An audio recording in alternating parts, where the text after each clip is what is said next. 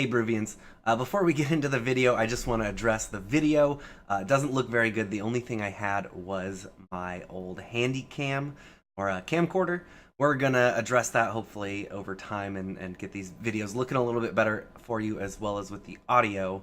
That was an issue as well. So let's just get into it. What's up, Bruvians? Wyvrex here with the Dotabrews project. I am very, very excited to be bringing you along today for our very first all-grain brew. That's going to be possible because we just picked up this piece of equipment here. It's called the Grain Father. It's basically just a compact all-grain setup. I'm saying all-grain. Our previous recipes were extracts, so we've got malt extracts, and we are able to brew the full volume in a big thing like this. Normally it would take some gas burners or something like that, which you have to do outside. Makes it a lot harder to record. So we've got all this and we're ready to go. So we've got our first recipe here.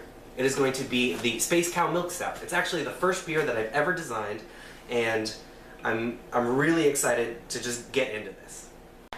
Alright, and I definitely didn't forget, and this is the very beginning of the video, but when you start, go ahead and activate your yeast packet if you're using a liquid yeast like we are. It's going to need some time to warm up and for the yeast to get active, which, as I said, this is the beginning of the video, so we've already done this 3 hours ago and we're not going to have to wait or anything. Now, this beer is going to be themed after the character model and lore for Spirit Breaker.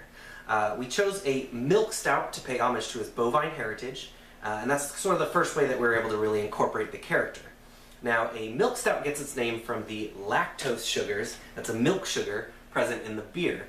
Now, that's not going to be metabolized by the yeast during the fermentation process, so it gets left behind and you end up with a much sweeter beer. The milk sugars and the milk in the milk stout is not going to come from Spirit Breaker himself. He is a male, that would be gross. Instead, we would assume it comes from the women of his species. I guess it would sort of be their version of Ben & Jerry's breast milk ice cream. That may sound pretty gross, but that would only be to them. We're not cows, so we're somewhat fine with it. The second way that we were able to incorporate him being a cow, is in the grain bill. Now, we designed the grain bill to incorporate a lot of livestock feed grain, stuff that we would normally feed a cow. We've got flaked corn, oats, rice, barley, wheat, both flaked barley, and we've got some nice roasted barley, really dark roasted barley. It's going to give us that deep, deep color for the stout. And then in a stout, you also have standard chocolate and caramel grains, which we've all got right here. So we're just going to get everything, get the water into the pot, heat it up, and then we'll be ready to add our grains. Our strike water is up to temperature, and we're going to start the mash. I'm going to use a couple complex, or not even complex, just brewing terms that you may not be familiar with yet. We'll save the explanation for that for the Learn to Brew video. So I'll give you a simple version. We have our water hot, and we're going to add the grains. Easy enough.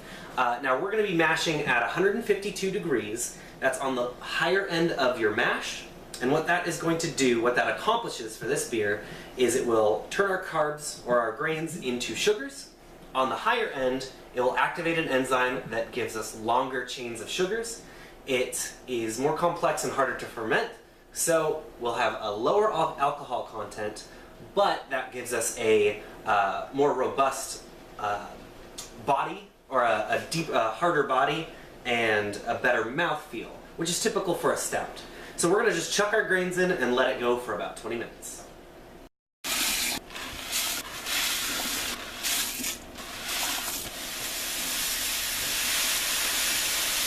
So now that the grains have been held at the temperature for about 20 minutes, that's going to max out the reaction we can get. We are going to mash out, or just pull the grains out of the water.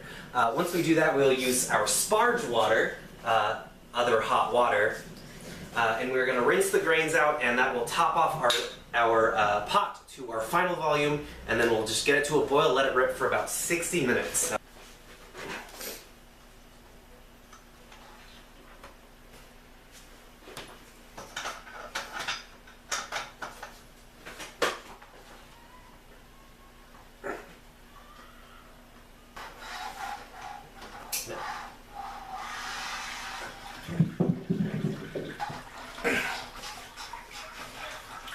Okay, that was the first time I've done that. With this, that is some heavy ass grains. Lots of water, so we needed to pull that out so that we could let the the mash drain the wort into the kettle. So we're going to let that sit a minute while it's done.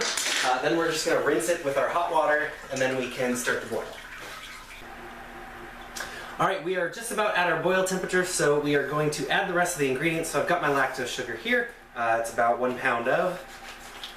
And then we're also going to be adding the hops. We're going to be boiling these hops for about 60 minutes.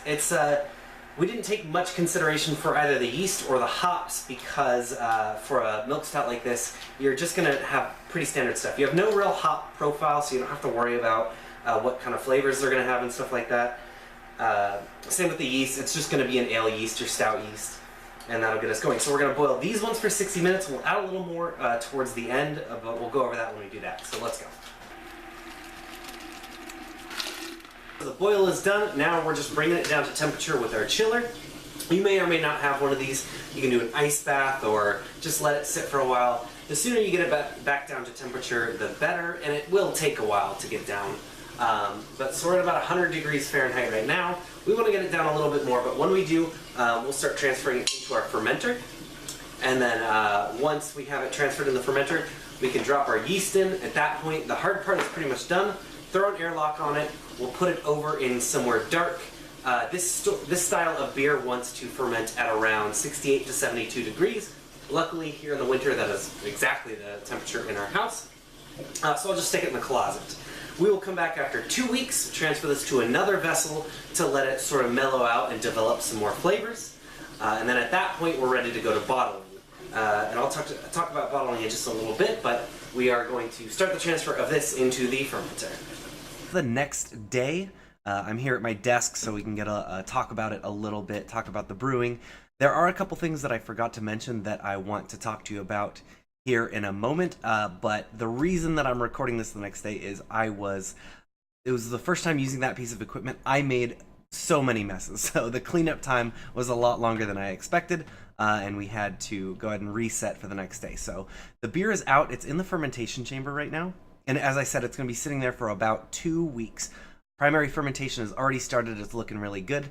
I mentioned that I was going to talk about the hops that I was adding later, a second set of hops. So what you're going to do is at about 15 minutes left in your boil, you'll add another set of hops. So those are going to boil down less, and you're going to get a little bit more bitterness out of those, or a different flavor out of those because they haven't been boiling as long and their oils aren't breaking down. We added those at 15. We just used 1 ounce of Golding's hops each. As I said in the video, we're not looking for a specific hop profile in this because it's going to be real mild and muted, and Goldings are great for that. The second thing that I forgot to mention was that after we are done with our boil and everything like that, we need to take a gravity reading. Our target for this beer was 1.064. We clocked in at 1.056, so we were a little bit under on our gravity. That's just measuring how much of our carbs were converted to, or our starches were converted to sugars, how much sugar's in the beer. We were a little bit low. What that means is that we could have left it maybe in the mash process for a little bit longer, or I can drop the temperature on the mash a little bit. That way we'll get, as I said, more simple sugars in it than those complex ones. So we can sacrifice a little bit of the body and get a better, the correct gravity reading. So that's pretty much it. This is our first video. I hope you guys like it. Give us a follow on Twitter. We're at Dotabrews. We'll be posting videos initially, probably every other week for the brewing process as we go and get our first 9 beers out of the way. If you want to see what those 9 beers are, we are at Dotabrews.com. The website is a little rough looking as well, but I just wanted a place where you could go and look at those. So we have 8 of them up there. The 9th one we don't have any art for, or I haven't written any briefs about, but that is Laguna Lager. It's the desert themed one for Lena, obviously. And last, here on YouTube, we are at Dotabrews, youtube.com/DotabrewsUS. You can give us a like, comment, subscribe, those standard YouTube things. I wouldn't worry about checking the bell because we're not uploading enough yet to really make that an issue. But go ahead and give us a follow, and we'll see you guys next time.